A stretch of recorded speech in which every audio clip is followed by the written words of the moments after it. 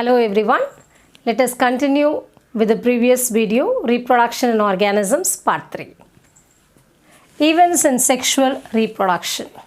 Previous video we have learnt about what is sexual reproduction, and now we are going to learn about events in sexual reproduction. So what are the events that occur in sexual reproduction? There are three events. One is pre-fertilization,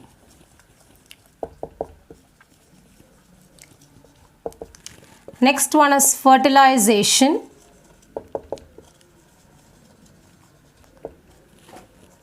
and last one is post-fertilization. These are the three main events that occur in sexual reproduction. And now in this class, we are going to learn in detail about what are the events that occur during pre-fertilization.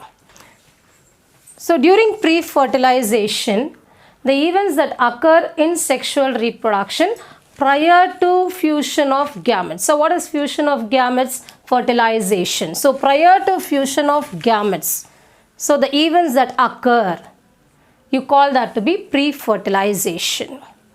So what happens? Gametogenesis and gamete transfer takes place during pre-fertilization. So one is gametogenesis. So what do you mean by the term gametogenesis? Genesis, formation or production. So the process of formation of gametes is called as gametogenesis. Formation of gametes. So what are those gametes? Male gamete and the female gamete. So in many cases, this male and the female gamete are similar. Example, in few alga like Cladophora. Cladophora is an alga where the gametes are similar. In that case, you call it as isogametes or homogametes. Okay, and in other case like Fucus, this is also an alga where the gametes are different. So here you use the term heterogametes, hetero meaning different. And very good common example what we know is human beings, Homo sapiens. Even in Homo sapiens, human beings, both the gametes are heterogametes. They are dissimilar. Male and the female gamete, they are different. So this is the main difference what I have to know between isogametes and the heterogametes. Okay. Next, we are going to learn about sexuality in organisms. Sexuality in organisms.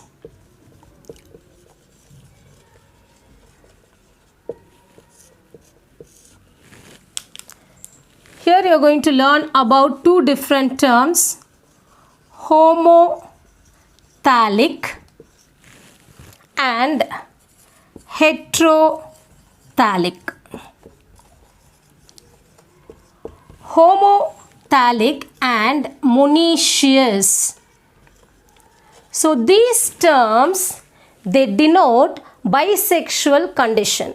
The reproductive structures are bisexual in nature. So these terms denote bisexual, whereas heterothallic and dioecious, these terms denote unisexual. So bisexual, bi means two. So both the sex organs are involved. If both the sex organs are present in the same plant, if both the reproductive structures are present in the same plant, in that case you use the term homothallic and monoecious. And here heterothallic and dioecious. Here you use the term unisexual. So in most of the fungi and plants, this condition is seen. Homothallic and monoecious, bisexual, and heterothallic and dioecious, it denotes the term unisexual. So here, for example, monoecious, cucurbit, and coconuts. Whereas here, unisexual, example, papaya and date palm. Yes, this is mainly seen in fungi and plants. And the next, in animal species, it is denoted by the term bisexual. If both the sex organs, the reproductive organs are present, in that condition, the term referred here is hermaphrodite. So what is hermaphrodite? If the organism, if it has both male and the female sex organ, then you call that organism to be hermaphrodite, or it is referred to as bisexual species. Example for this hermaphrodite: earthworm, then leech, tapeworm, sponges. So all these are example for hermaphrodite. Or if it is unisexual, cockroach. So male is separate and the female is separate. Or common example, human. So these are the terms where you have to note it down. Next, cell division during gamete formation.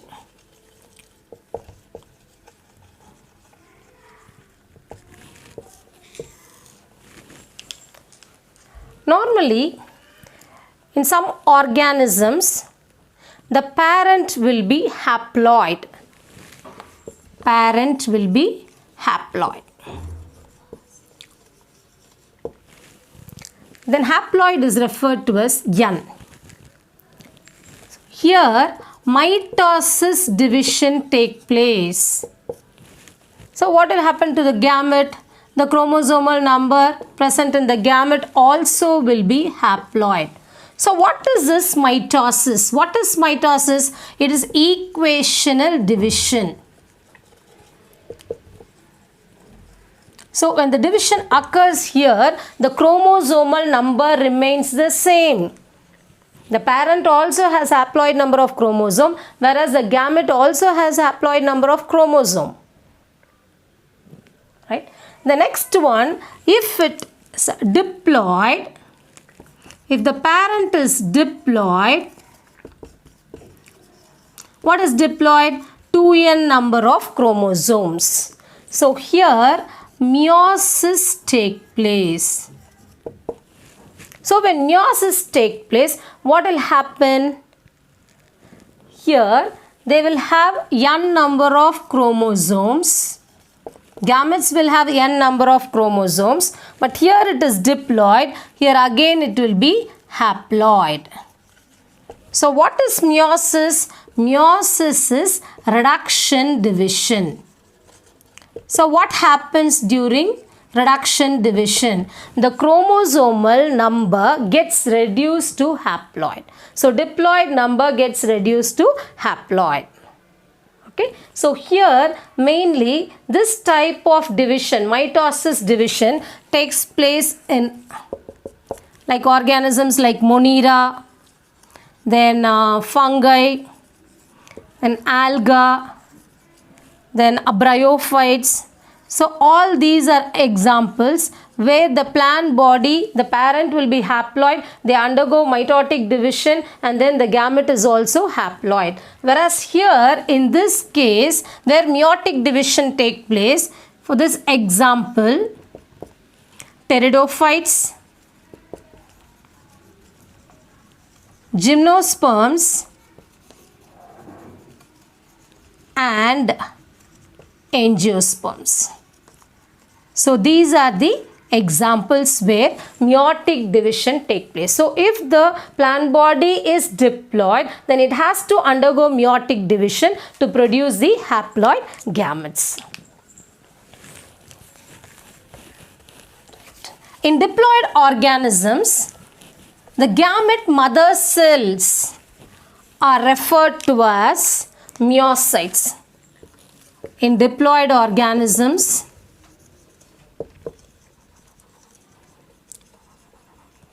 the gamete mother cells,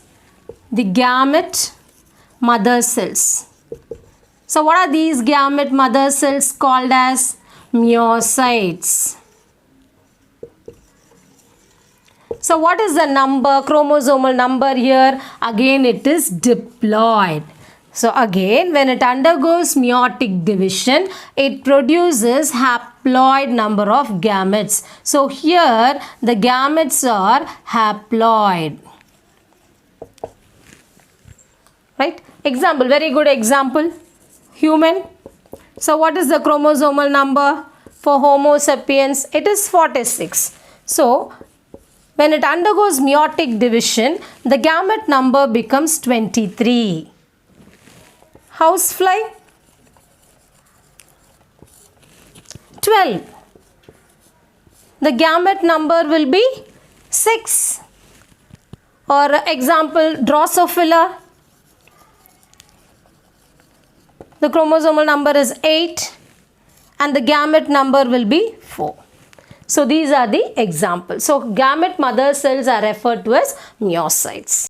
Next we will be learning about the gamete transfer.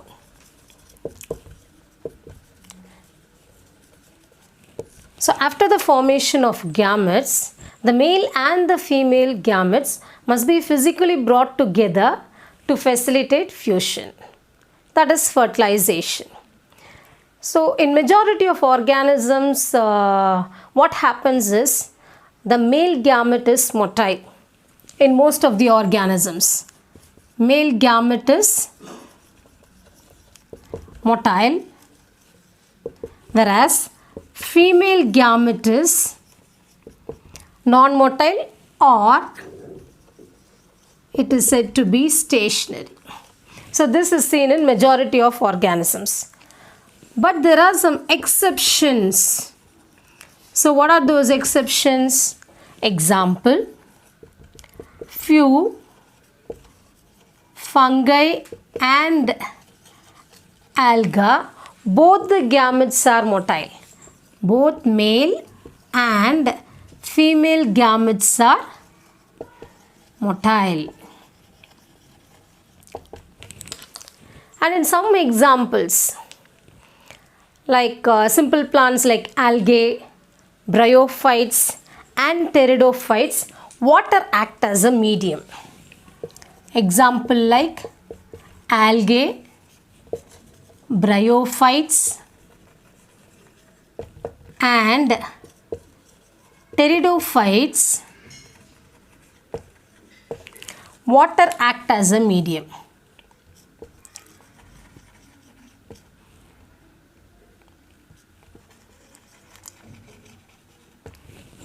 Through which the male gametes will move.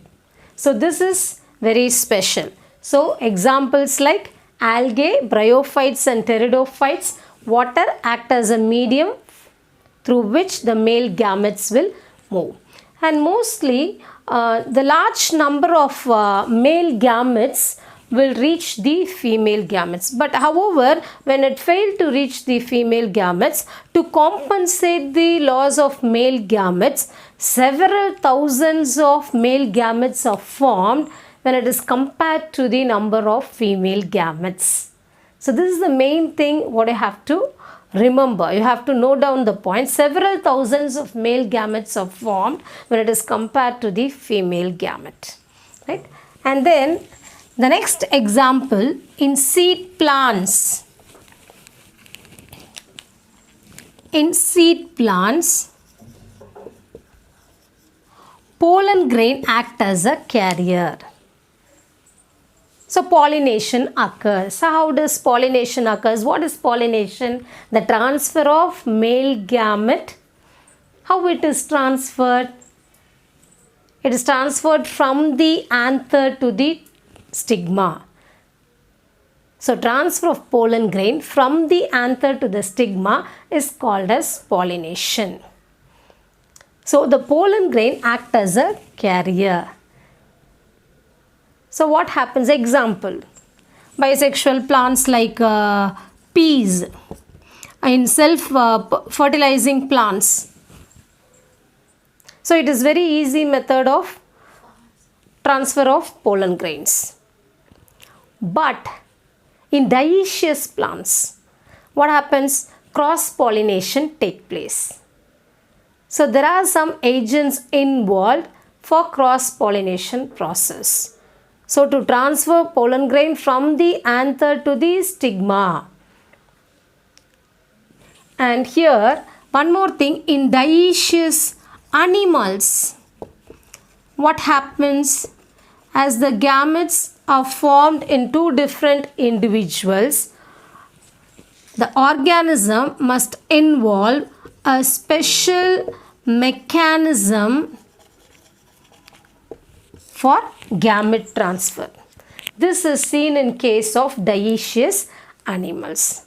So successful gamete transfer is needed for fertilization to occur. So now in this class we have learnt about gametogenesis and gamete transfer under pre-fertilization events. So next video will be continuing with fertilization and post-fertilization events. If you like this video, share, comment and subscribe my channel. Thank you.